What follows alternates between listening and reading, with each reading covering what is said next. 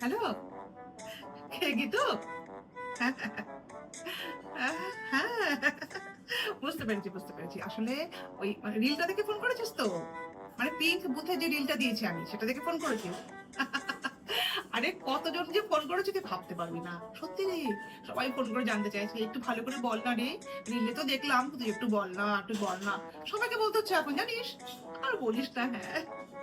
আরে দারুণ, দারুণ মানে তোকে কি বলবো? আমি তো গিয়ে মানে অবাক হয়ে গেছে অবাক। মানে এত অবাক হয়েছে যে কি বলবো তোকে। বিয়েবাড়ির মতো মানে পরিবেশ চারদিকে ফুল দিয়ে সাজানো, আলো ঝলমল করছে। আরে ভাই প্রত্যেক বছর ভোট দিতে যাই, লাইনকে লাইন দাঁড়িয়ে থাকি তো দাঁড়িয়ে থাকি।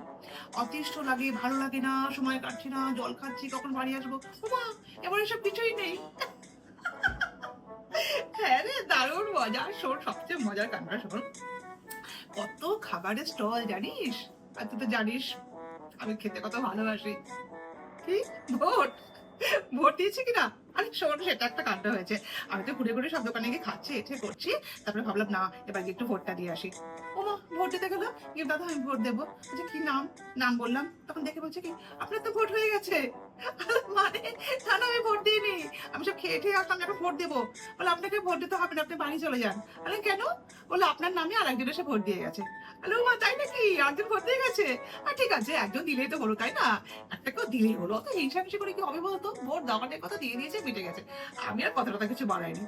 আর কি কথা বাড়াবো বলতো? এই তো ৫ বছরের ব্যাপার। এবার ভোট দিতে, দিতে কি হয়েছে? সামনের বার দেবো। মানে সামনের বার মানে ৫ বছর পরে দেবো। আর ৫ বছর সে দেখতে, দেখতে কেটে যাবে। তাই না বল?